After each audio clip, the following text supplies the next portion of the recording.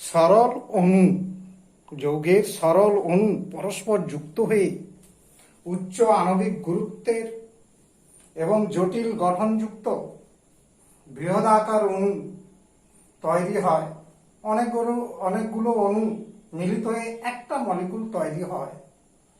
হ্যাঁ, যে মলিকুলটা তৈরি হয় সেটা একটা বৃহদাকার অণু, যার আণবিক ওজন অনেক বেশি উচ্চ হয়।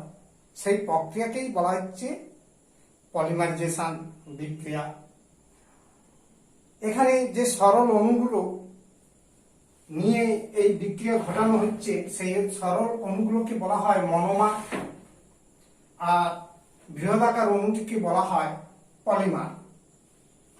দেখো, আমি এখানে লিখেছি ওই কথাটি, যে প্রক্রিয়ায় সরল যৌগের একাধিক অণু পরস্পর যুক্ত হয়ে উচ্চ আণবিক গুরুত্ব এবং অপেক্ষাকৃত জটিল আণবিক গঠনযুক্ত নতুন বৃহদাকার অণু তৈরি হয়, তাকে পলিমারাইজেশন বলা হয়।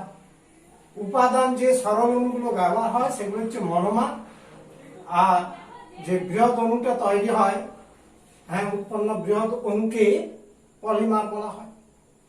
এখানে একটা উদাহরণ যেমন দিচ্ছি, দেখো তোমাদের যেটা সিলেবাসের অন্তর্ভুক্ত, ইথিলিনের পলিমারাইজেশন বিক্রিয়া। তো ইথিলিন হচ্ছে সরল জৈব যৌগের খুবই সিম্পল মলিকুল। তার অসংখ্য অণু পরস্পর যুক্ত হয়ে নির্দিষ্ট শর্তে পরস্পর মিলিত হয়ে একটা দৈত্যাকার অণু, যেটা আমরা পলিথিন বলে থাকি বা পলিইথিলিন তৈরি হয়। দেখো বিক্রিয়াটা দেখাচ্ছি যে ইথিলিন CH2 দ্বিবন্ধন CH2, এই ইথিলিনের অণুগুলো নির্দিষ্ট শর্তে প্রায় 1500 থেকে 3000 অ্যাটমসফিয়ারিক প্রেসার এবং 200-250 থেকে 300 ডিগ্রি সেন্টিগ্রেড তাপমাত্রায় এবং উপযুক্ত অনুঘটক হিসাবে অক্সিজেন, সামান্য অক্সিজেন বা ক্রোমিক অক্সাইড, তার কি বললাম 1500 থেকে 3000 বায়ুমণ্ডলীয় চাপ, 250 থেকে 300 ডিগ্রি সেন্টিগ্রেড, 250 ঠিক নয়, 150 ডিগ্রি থেকে 150 ডিগ্রি থেকে 250 ডিগ্রি সেন্টিগ্রেড তাপমাত্রা এবং সামান্য অক্সিজেন বা ক্রোমিক অক্সাইড অনুঘটক এর উপস্থিতিতে অসংখ্যক, যেমন n সংখ্যক, এর মান অনেক বেশি, ইথিলিন অণু পরস্পর যুক্ত হয়ে CH2 এই যে দ্বিবন্ধনটা রয়েছে সেটা খুলে গিয়ে পরস্পর যুক্ত হয়ে অসংখ্য CH2 অণুর সম্মিলিত রূপ, এটা হচ্ছে পলিমার বা পলিথিন, দ্যাট ইজ পলিইথিলিন বা পলিথিন। এখানে গঠনটা কেমন না, একটা ইথিলিন অণু মনে করো এই তো ছিল CH2 আরেকটা ইথিলিন অণু CH2, এই যে দ্বিবন্ধনটা আছে ওটা খুলে গিয়ে এর দ্বিবন্ধন, এর পাই বন্ধনটা খুলে গিয়ে এর সঙ্গে মিলিত হলো। ঠিক তেমনি এখানের সঙ্গে আবার একটা ইথিলিন অণু ঠিক একই প্রক্রিয়ায় একইভাবে যুক্ত হয়ে, এখানে যেমন 3টা ইথিলিন অণু যুক্ত হলে এরকমই n সংখ্যক ইথিলিন পরপর যুক্ত হয়ে তার সরল রূপটা এটা, আর সেটাকে সংক্ষেপে আমরা আকারে প্রকাশ করতে পারি, অর্থাৎ n সংখ্যক ইথিলিন অণু বন্ধন হয়ে পলি মানে অনেক ইথিনের মিলিত রূপ, সেটা হচ্ছে পলিথিন বা হচ্ছে পলিমার। এখানে তার মনোমার হচ্ছে ইথিলিন, এটা হচ্ছে মনোমার, আর এটা হচ্ছে পলিমার। তাহলে একটা উদাহরণ দিয়ে পলিমারাইজেশন বিক্রিয়া আমরা ব্যাখ্যা করলাম। এবার কয়েকটি পলিমার, তার মনোমার এবং তাদের ব্যবহার সম্পর্কে আমরা দিচ্ছি, যেটা তোমাদের প্রত্যেকটা তৈরি করতে হবে পরীক্ষার জন্য। এখানে তোমাদের মেনলি 3টে রয়েছে, যে 3টে রয়েছে আমরা বলছি, দেখো একটা টেবুলেট আকারে দিচ্ছি।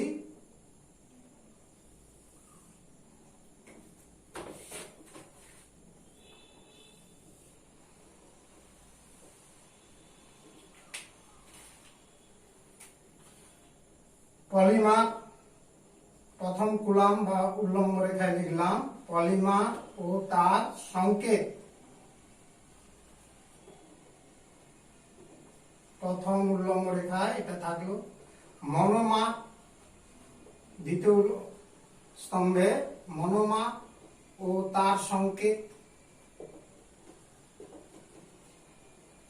এবং ওই পলিমারের ব্যবহার কি কাজে লাগে এগুলো তোমাদের তৈরি করে রাখতে হবে। একটা গুরুত্বপূর্ণ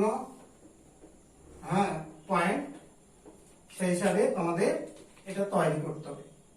প্রথমে দেখো নাম্বার 1 পিভিসি। পিভিসি এর পুরো নাম polyvinyl chloride. Polyvinyl chloride, polyvinyl chloride, polyvinyl chloride পুরো নামটাও করে রাখতে হবে। এবং এর সংকেত, ভিনাইল ক্লোরাইডের অসংখ্য অণু অর্থাৎ ইথিলিনের একটা কার্বনের দুটো হাইড্রোজেনের একটা হাইড্রোজেন সরে গিয়ে, একটি হাইড্রোজেন পরমাণু সরে গিয়ে একটা ক্লোরিন পরমাণু আছে। এবং বাকিটা দেখো পলিথিনের মতো সংকেত অর্থাৎ এন সংখ্যক। এই বন্ধনটা খুলে আছে, এই বন্ধন কার্বনের দুটো বন্ধন দুপাশে খোলা আছে। এটা হচ্ছে পলিভিনাইল ক্লোরাইডের সংকেত। এবার এর হচ্ছে মনোমার।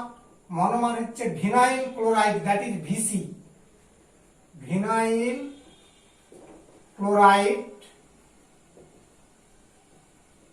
ভিনাইল ক্লোরাইড সংকেত।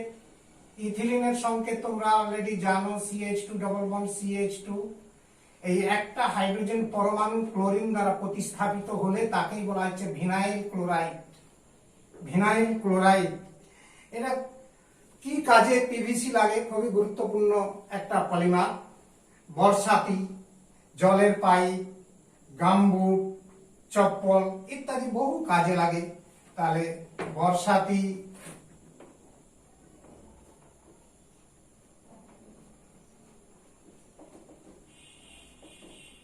জলের পাইপ, নলকূপের যে জলে তার পাইপ, গামবুট,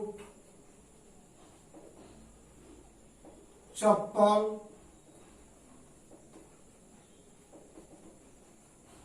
এগুলি নানাবিধ কাজে এটা বিশেষভাবে লেগে থাকে। এই কথা আমাদের মনে রাখতে হবে। এখানে ইত্যাদি বলে আমি ছেড়ে দিলাম। এগুলো হচ্ছে মেনলি শর্ট প্রশ্ন পড়ে। বর্ষাতি তৈরিতে কোন পলিমার ব্যবহৃত হয় এবং তার মনোমারের নাম কি, এরকম সংক্ষিপ্ত প্রশ্ন থাকে। কেমন? তার মানে পিভিসি সম্পর্কে জানলে। নেক্সট দেখো আমরা পলিথিন। দ্বিতীয় হচ্ছে পলিথিন। পলিথিন বা পলিইথিলিন, তার সংকেত CH2 CH2। এই দুটো কার্বনের বন্ধন খুলে গিয়ে অসংখ্য ইথিলিন অণু মিলিত রূপ আছে। এটা হচ্ছে পলিথিনের সংকেত। এর মনোমার ইথিলিন, ইথিলিন মনোমারটা হচ্ছে ইথিলিন। সংকেত অলরেডি জানো, CH2 দ্বিবন্ধন CH2 ইথিলিন। এবার দেখো এটা আমাদের কি কাজে লাগে মনে রাখার মতো বিষয়। তোমরা সবাই প্রায় জানো যে আমরা বালতি, ডাস্টবিন যে ফেলবার জায়গাটা তৈরি করা হয় সেটাকে ডাস্টবিন তোমরা লক্ষ্য করেছো, বিভিন্ন বর্ণের রঙের ডাস্টবিন থাকে। প্যাকিং করার দ্রব্য ব্যাগ, তাহলে দেখো আমার এর ব্যবহার আমরা প্রথমেই অনেকে ত্রিপল তৈরি করতেও ব্যবহার করে, যে বালতি, ব্যাগ,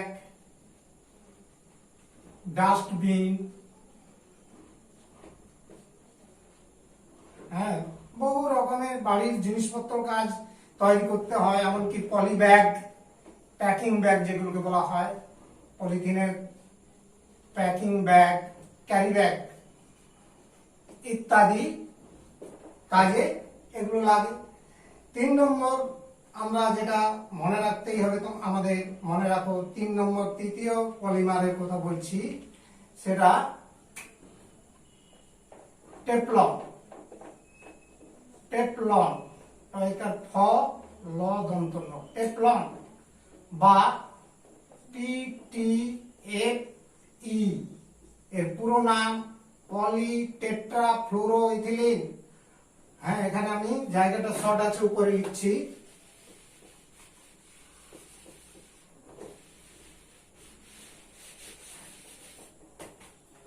তাহলে 3 নম্বর, নাম্বার 3 টেফলন বা সংক্ষেপে বলা হয় PTFE। এবার PTFE পুরো নামটাও মনে রাখতে হবে, poly tetra, T for tetra, F for fluoro, E for ethylene. এটা হচ্ছে এর পুরো নাম, পলিটেট্রাফ্লুরোইথিলিন। এর হচ্ছে সংকেত না CF2, অর্থাৎ ইথিলিনে চারটা হাইড্রোজেন পরমাণু, 4টা ফ্লোরিন পরমাণু দ্বারা, এই হ্যালোজেন 4টা দ্বারা প্রতিস্থাপিত হয়েছে, দ্যাট ইজ CF2। হ্যাঁ, এখানে বন্ধনটা খোলা থাকবে, দুপাশে কার্বনের বন্ধন দুটো খোলা, মানে এটা সংকেত হলো। তাহলে এটা হচ্ছে টেফলনের সংকেত। এর হচ্ছে মনোমার,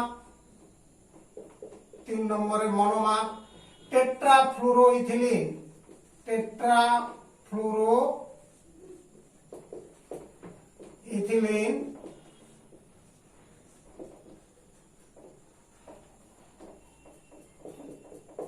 কেমন সংকেতরা হচ্ছে CF2, দ্বিবন্ধন CF2, বা একে সংক্ষেপ লিখতে পারো C2H4, C2H4 টেট্রাফ্লুরোইথিলিন। হচ্ছে এটা খুবই ইম্পর্টেন্ট, প্রায় প্রশ্ন থাকে তোমাদের টেফলনের মনোমার এবং তার ব্যবহার এবং পলিমারটির সংকেত, দুই ইচ্ছে পড়ে থাকে। তোমাদের খুব মাথায় রাখতে হবে যে এখানে ব্যবহারটা রয়েছে ফ্রাইং প্যান, অর্থাৎ আমরা যে রান্নার কাজে যে প্যান ব্যবহার করি, কড়াইয়ের একটা আস্তরণ থাকে দেওয়া, এটা হচ্ছে টেফলনের ব্যবহার করা হয়, যাকে বলা হচ্ছে ফ্রাইং প্যান। ফ্রাইং প্যান তৈরিতে এর ব্যবহার খুব গুরুত্বপূর্ণ ব্যবহার রয়েছে। রসায়নাগারে আমাদের যে প্র্যাকটিক্যালে জিনিসপত্র যন্ত্রপাতি তৈরি করা হয়, গামকেট, গামকেট বলছি, গ্যাসকেট তৈরি করা যেতে পারে। গ্যাসকেট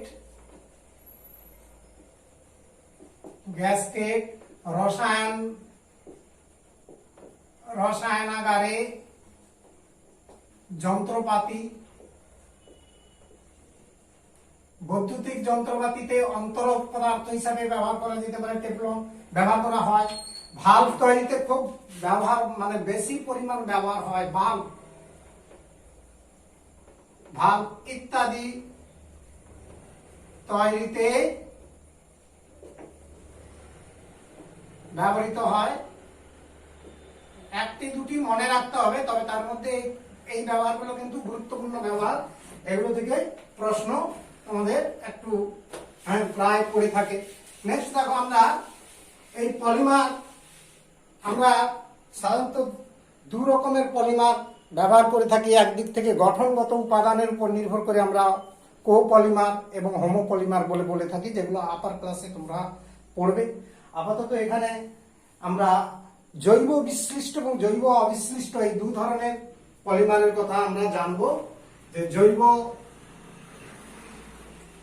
বিশ্লিষ্ট অর্থাৎ জৈব ভঙ্গুর বা ভঙ্গুর,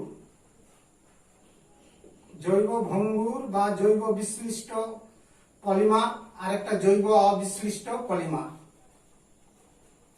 যেসব পলিমার মাটির মধ্যে উপস্থিত যে ব্যাকটেরিয়া রয়েছে, ছত্রাক রয়েছে বা ভাইরাস যেগুলো রয়েছে, তার দ্বারা বিক্রিয়া করে আমার কার্বন ডাইঅক্সাইড এবং জলীয় বাষ্প প্রভৃতি অজৈব অণু তৈরি করতে পারে না, অর্থাৎ যেগুলো বিশ্লিষ্ট হয় না, ভেঙে যায় না, নষ্ট হয় না, কখনোই কোনো অবস্থাতে প্রকৃতিতে কখনোই বিয়োজিত হয় না, এমন পলিমারগুলোকে বলা হয় জৈব অবিশ্লিষ্ট পলিমার। আর জৈব বিশ্লিষ্ট কোনটা না, যেগুলো ভেঙে যায়। অর্থাৎ আমি কি বলছি দেখো, যেসব পলিমার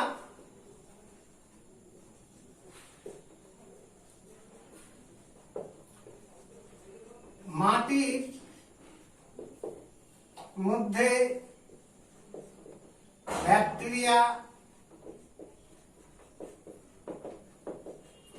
ভাইরাস, ছত্রাক ইত্যাদি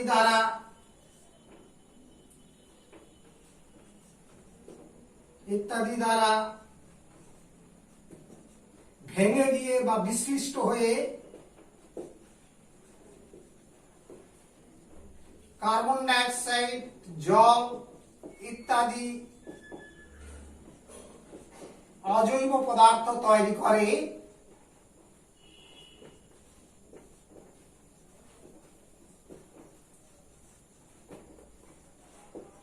তাদের জৈব বিশ্লিষ্ট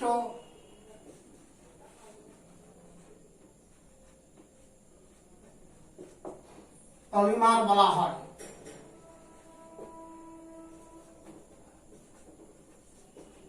এই জৈব বিশ্লিষ্ট পলিমার আবার দেখো, প্রাকৃতিক রয়েছে কিছু পলিমার, অর্থাৎ যেগুলো হচ্ছে স্বাভাবিকভাবে কৃষিজ পণ্য, যেমন খড়, কাঠ, কাগজপত্র ইত্যাদি, এগুলোর মধ্যে থাকে সেলুলোজ, স্টার্চ আছে তোমরা জানো। এইরকমই বেশ কিছু পলিমার রয়েছে, প্রোটিন, ফ্যাট, এগুলো হচ্ছে জৈব বিশ্লিষ্ট পলিমার। সেগুলো হচ্ছে কিন্তু প্রাকৃতিক পলিমার বলতে পারি আমরা, যেগুলো হচ্ছে প্রাকৃতিক পলিমার রয়েছে। তাহলে আমরা কয়েকটা বলছি, যেমন প্রাকৃতিক পলিমার, প্রাকৃতিক জৈব বিশ্লিষ্ট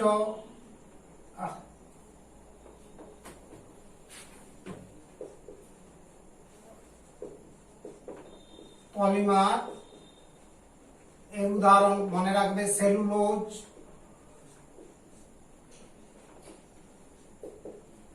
প্রোটিন, প্রোটিনের মনোমার কি অ্যামাইনো অ্যাসিড, স্টার্চ ইত্যাদি কতগুলো হচ্ছে প্রাকৃতিক পলিমার, যেগুলো কৃষিজ পণ্য। তাহলে হচ্ছে প্রাকৃতিক পলিমার হিসাবে এগুলো মনে রাখবে। আর কৃত্রিম জৈব ভঙ্গুর পলিমার যেগুলো রয়েছে, কৃত্রিম জৈব বিশ্লিষ্ট পলিমার,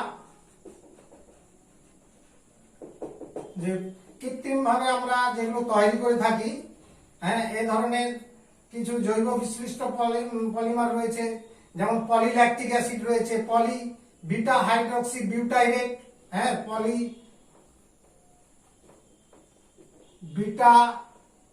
বিটা হাইড্রক্সি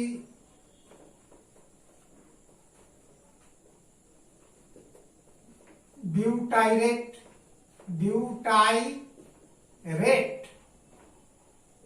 কি বললাম, পলি বিটা হাইড্রক্সি বিউটাইরেট, এটাকে সংক্ষেপে বলা হয় পিএইচবি, পলি বিটা হাইড্রক্সি বিউটাইরেট। এটাকে অনেক সময় আমরা সংক্ষেপে বলি পিএইচবি। এই সংক্ষেপে প্রশ্নটাও পড়ে, পিএইচবি ফুল ফর্ম কি? পিএইচবি, পলি বিটা হাইড্রক্সি বিউটাইরেট।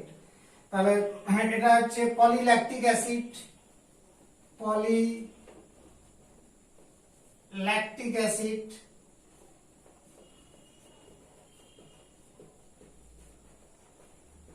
একে সংক্ষেপে বলা হয় PLA, পলিল্যাকটিক অ্যাসিড। এ ধরনের রয়েছে 2,6 নাইলন, 2,6 নাইলন, এগুলো নষ্ট হয়ে যায় প্রকৃতির মধ্যে। 2,6 নাইলন, 2,6 নাইলন ইত্যাদি, একটি দুটি মনে রাখতে হবে, একটি বা দুটি নাম মনে রাখলেই চলবে। এবার দেখো জৈব অবিশ্লিষ্ট পলিমার। জৈব অবিশ্লিষ্ট পলিমার কাকে বলা হয়?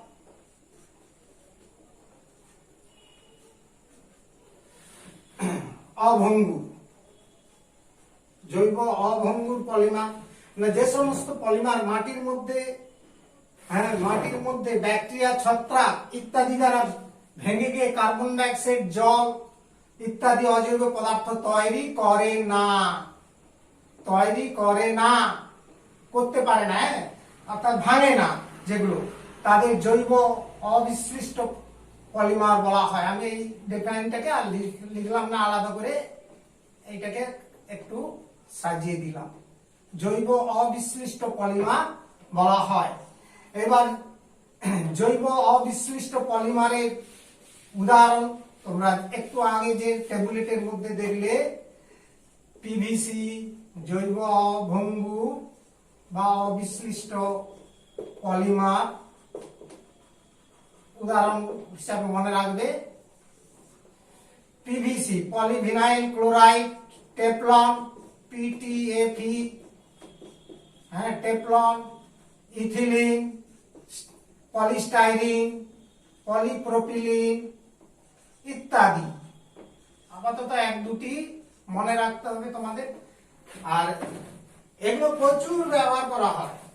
আমরা এই পলিমার ব্যবহারে যে সীমাবদ্ধতাকে কিন্তু আমরা ছাড়িয়ে গিয়েছি, সে সম্পর্কে তোমাদের একটু বই পাঠ্যপুস্তকগুলো একটু ভালো করে দেখবে। আমি এখানে অলরেডি সেটাকে একটু বুঝিয়ে দিচ্ছি, শুনে নাও। যে আমরা যে দৈনন্দিন জীবনের উন্নতির সাথে সাথে সহজলভ্য কিভাবে জিনিসকে ব্যবহার করার দিক থেকে সহজলভ্য উপায়ে আমরা অনেক আধুনিক সৌন্দর্য বৃদ্ধির কারণে আমরা সস্তায় পলিমারের ব্যবহার প্রচুর পরিমাণে বাড়িয়ে ফেলেছি যুগ যুগ ধরে, কয়েক যুগ ধরে। এই পলিমারের ক্ষতিকারক প্রভাব এবং তার প্রতিকার করার আমাদের উপায় কিন্তু এখন না ভাবলে চলবে না। মনে করো এই যদি চলতে থাকে তাহলে কিন্তু আগামী দিনে যে ক্ষতিকারক প্রভাব কি হতে পারে, অর্থাৎ পলিমারের মাত্রাতিরিক্ত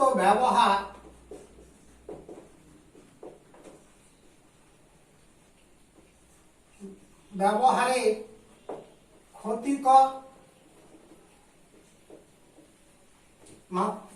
মাত্রাতিরিক্ত ব্যবহার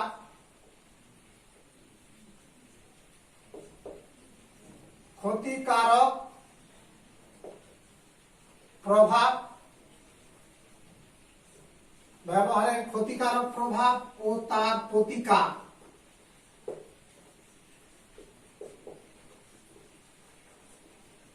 প্রতিকারের উপায়, এই টপিকটি তোমরা বই থেকে ভালো করে কালেক্ট করবে, সংগ্রহ করবে। আমি কিন্তু বুঝিয়ে দিচ্ছি, আস্তে আস্তে করে বুঝিয়ে দিচ্ছি। শোনো, যে আমরা দৈনন্দিন জীবনে নিজেদের অনেক কাজের সুবিধার জন্য আমরা অনেক সময় কি করি, সহজেই সস্তার জিনিসকে আমরা ব্যবহার করে ফেলি স্বাচ্ছন্দ্যতা বজায় রাখার জন্য, কিন্তু ব্যবহার করে থাকি। তেমনি পলিমারের ব্যবহার, প্লাস্টিকের যে ব্যবহার, আমরা কিন্তু মাত্রাতিরিক্ত পরিমাণ ছাড়িয়ে গিয়েছি। অর্থাৎ পরিবেশের ভারসাম্য রক্ষার সঙ্গে সামঞ্জস্যতা রক্ষা করতে আমরা ওই দিকটা লক্ষ্য করিনি। তো সেই দিক থেকে এই যে আমরা পলিমার ব্যবহার করেছি, তার ক্ষেত্রে দেখো আমরা একটু আগেই শুনলাম কিছু কৃত্রিম পলিমার, বেশ কিছু কৃত্রিম পলিমার রয়েছে, আবার প্রাকৃতিক পলিমার রয়েছে। প্রাকৃতিক পলিমারগুলো আমাদের তত ক্ষতিকারক নয়, সেগুলো কিন্তু আপনামনি প্রক্রিয়ায় যেমন তৈরি হয় স্বাভাবিক নিয়মে, আবার তেমনি প্রাকৃতিক নিয়মে তাদের বিনষ্ট হয়ে যায়, সেগুলো কোনো আবর্জনার সৃষ্টি করে না।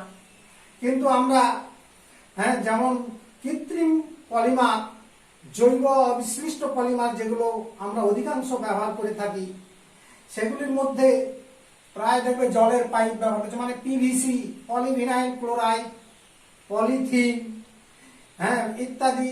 সঙ্গে সঙ্গে আমরা কৃত্রিম রাবার, অনেক গাড়ার যাকে বলে হয়, তো সেই কৃত্রিম রবার ব্যবহার করে থাকি।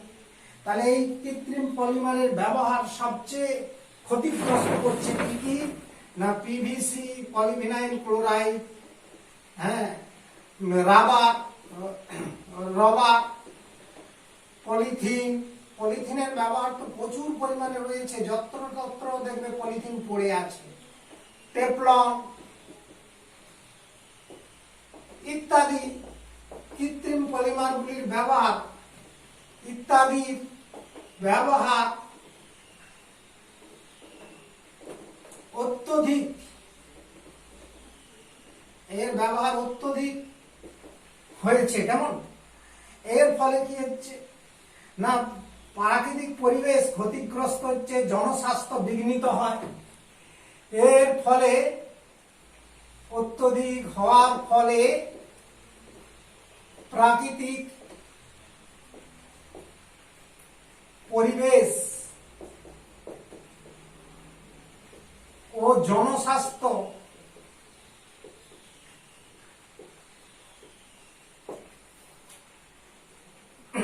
অধিক মাত্রায় ক্ষতিগ্রস্ত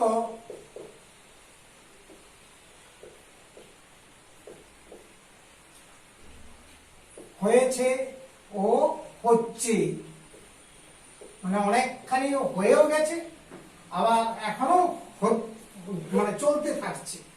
তাহলে এখনো আমরা কিন্তু ব্রেক করিনি এই বিষয়টাকে। তার মানে আমরা এই জিনিসগুলো কিন্তু কখনোই আমরা কি করি না, সচেতন হই না। এগুলো ব্যবহারের ফলে এগুলো যেগুলো শেষে যেগুলো বর্জ্য হিসাবে আমরা মানে যেগুলোকে আর মানে কার্যকারিতা আর নেই, আমাদের দরকার হচ্ছে না, সেগুলোকে আমরা বর্জ্য পলিথিন ভাবতে পারি, পলিমার ভাবতে পারি, সেগুলো আমরা কি করছি, যত্র তত্র ফেলে দিচ্ছি। যার ফলে কি হচ্ছে, জমি, নালা, নর্দমা, পুকুর, নদী ইত্যাদি জলাশয়ে জমা হচ্ছে, জমির উর্বরতা নষ্ট হচ্ছে, শহরাঞ্চলের জল নিকাশি ব্যবস্থা মারাত্মকভাবে বিপর্যস্ত হচ্ছে। অনেক সময় প্লাস্টিক জাতীয় পলিমারের দহনে বায়ুতেও দূষণ হচ্ছে। তাহলে এই কথাগুলো কিন্তু তোমাদের মনে রাখতে হবে।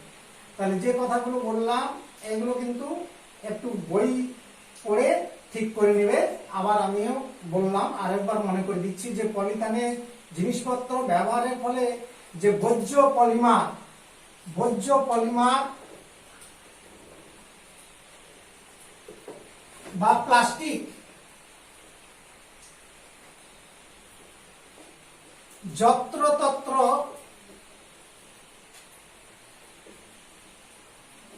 ফেলে দেওয়া হয়, ফলে নদী, নালা, নর্দমা, নদী, নালা, নর্দমা এই জায়গাগুলোতে,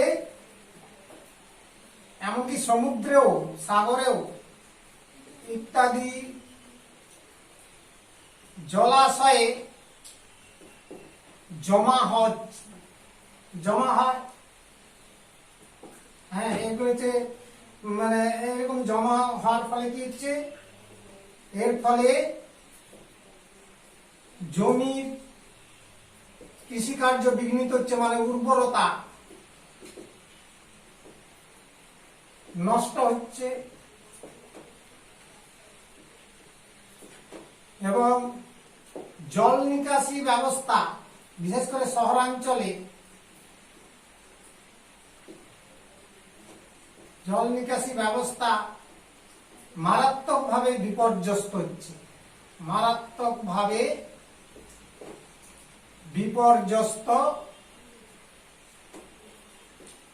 হচ্ছে। আবার দেখো, আবার এই বর্জ্য পলিমারগুলোকে যদি আমরা উড়িয়ে দিই, বর্জ্য পলিমারকে মানে অব্যবহার্য যেগুলো ব্যবহারের পরে পলিমারকে দহন করলে বিষাক্ত ধোঁয়া বা বাতাস তৈরি হয়, বায়ু দহন করলে বায়ু দূষণ ঘটে থাকে। তার মানে এই ক্ষতিকারক দিকগুলো রয়েছে। তাহলে প্রতিকারের উপায় কি? না, প্রতিকারের উপায় প্রথম কথা বলবো যে প্রতিকার মানে সাবধানতা কি নিতে হবে না, কয়েকটা ফেজে আমরা বলছি, দেখো 2-3টা ফেজে যে প্রতিকার রয়েছে কি না। প্রথম কথা, কৃষিজাত পলিমারের ব্যবহার বাড়াতে হবে। কৃষিজাত পলিমার যেমন চট, থলে এইগুলো ব্যবহার করতে হবে। চটের ব্যাগ, থলের ব্যাগ, হ্যাঁ, মানে কি সেলুলোজ, পাট আর সুতো মানে তুলো, এর মধ্যে কি থাকে? সেলুলোজ। এগুলো হচ্ছে মাটিতে নষ্ট হয়ে যাবে, জৈব ভঙ্গুর পলিমার। হ্যাঁ, পলিমার যেমন কি বললাম যে সেলুলোজ, স্টার্চ ইত্যাদি ব্যবহার বাড়াতে হবে। খুব সংক্ষেপে মনে রাখলে চলবে এগুলো, আর ডিটেলসটা বই থেকে আরো পড়তে পারো, তোমরা জানতে পারো। আচ্ছা, কৃত্রিম পলিমার মানে কৃত্রিম জৈব বিশ্লিষ্ট পলিমার তৈরিতে জোর দিতে হবে এবং তার ব্যবহার করতে হবে। মানে কিছু কৃত্রিম যে জৈব বিশ্লিষ্ট পলিমার আমরা একটু আগে পাঠ করলাম, যে কৃত্রিম জৈব বিশ্লিষ্ট, এগুলো একটু দামি হবে, খরচ আছে, থাকলেও পরিবেশকে বাঁচাবে। কৃত্রিম জৈব বিশ্লিষ্ট পলিমার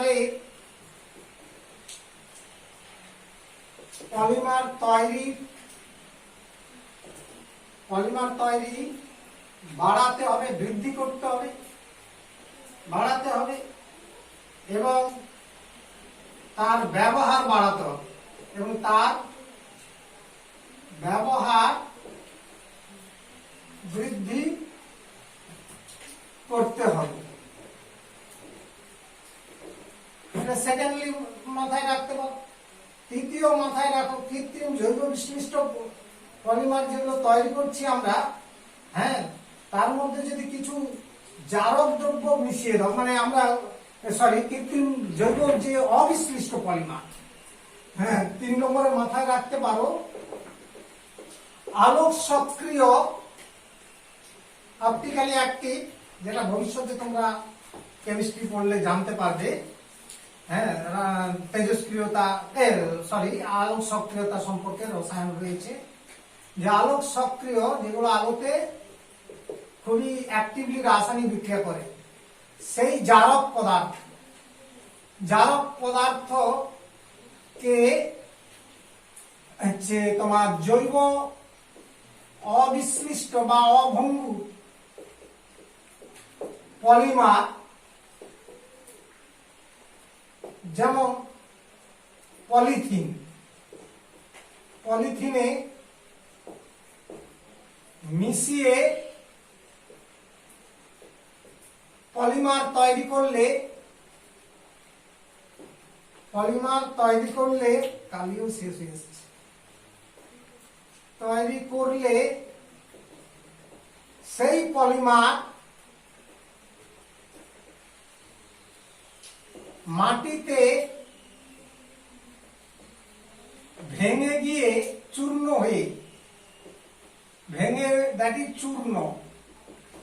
হয়ে নষ্ট হয়ে যায়, মানে জারণ প্রক্রিয়ায় নষ্ট হয়ে যাবে। এ ধরনের পলিমারকে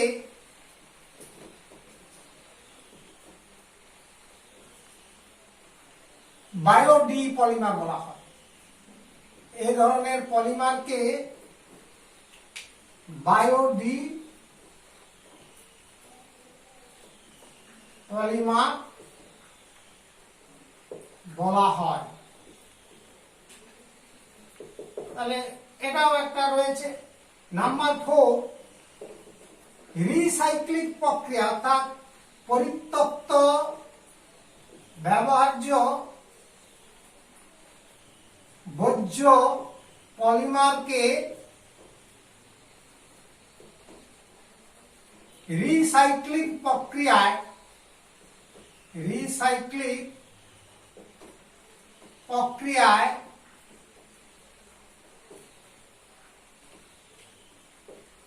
পুনরায় জিনিসপত্র তৈরি করে আবার ব্যবহার করা যেতে পারে। জিনিসপত্র তৈরি করে আবার পুনর্ব্যবহার করা যায়। তাহলে এভাবেও পলিমারের দূষণকে আমরা নিয়ন্ত্রণ করতে পারি, অর্থাৎ আর বেশি বাড়াতে দেওয়া যাবে না। তাহলে এই হলো পলিমার সংক্রান্ত তোমাদের আলোচনা।